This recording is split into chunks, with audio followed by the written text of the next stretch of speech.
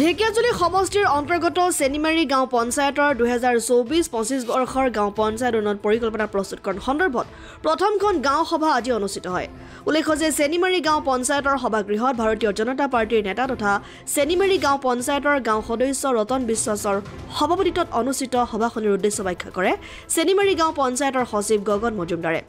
চেনিমাৰী গাঁও পঞ্চায়তৰ সভাগৃহত আজি ৰাতিপুৱা 10 বজাৰ পৰা অনুষ্ঠিত সভাখনিত 2024-25 বৰ্ষৰ গাঁও পঞ্চায়ত উন্নয়ন পৰিকল্পনা সন্দৰ্ভত কেইবাটাও প্ৰস্তাৱ গ্ৰহণ কৰে।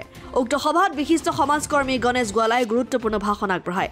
সভাখনিত চেনিমাৰী গাঁও পঞ্চায়তৰ আঞ্চলিক পঞ্চায়ত সদস্য চক্ৰপাণী ডাঙিয়াৰী, স্থানীয় গাঁও প্ৰধান বিশ্বনাথ তপ্ন, ফোমেন তাঁতী, আশাকৰ্মী, অংগনবাদী কৰ্মী, আত্মসহায়ক গোটৰ মহিলাসকলৰ লগতে বহুতো বিশিষ্ট ব্যক্তি উপস্থিত থাকি নিজৰ মতামত আগবঢ়ায়। আজি চেনিমাৰী গাঁও পঞ্চায়ত উন্নয়ন পৰিকল্পনা 2024-25 প্ৰথমখন গাঁও আমি অনুষ্ঠিত কৰিছোঁ সমূহ ৰাইজক লৈ। তো এই গাঁও সভাত আমি আমাৰ যিবিলাক লক্ষ্য আছিলে, আমাৰ 9টা লক্ষ্য আছিলে।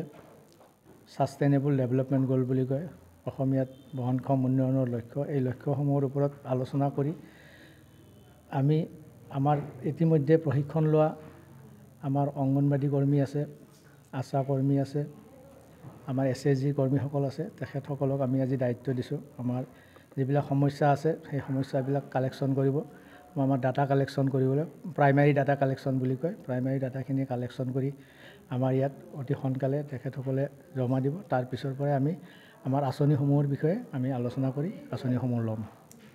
2024-25 বৰ্ষৰ গাঁও পঞ্চায়ত উন্নয়ন পৰিকল্পনা প্ৰস্তুতকৰণ সন্দৰ্ভত আজি আমাৰ চেনিমাৰী গাঁও পঞ্চায়তৰ কাৰ্যালয় সভাকক্ষত এখনি গাঁও সভা অনুষ্ঠিত কৰা হৈছে। ইয়াত যথেষ্ট আমাৰ উন্নয়ন পৰিকল্পনা প্ৰস্তুতকৰণৰ সন্দৰ্ভত সুন্দৰভাৱে ৰাইজৰ লগত পৰ্যালোচনা কৰা হৈছে। সকলোৱে ট্ৰেইনিং লৈ পেলাই আমাৰ ইয়াত আহিছে, বিভিন্ন বিভাগৰ যেনেবা SSG, অংগনবাদী, আশা কৰ্মী ইত্যাদি ইত্যাদি। ঢেকিয়াজুলিৰ পৰা প্ৰশান্ত বৈশ্যৰ ৰিপৰ্ট, অসম আদিত্য।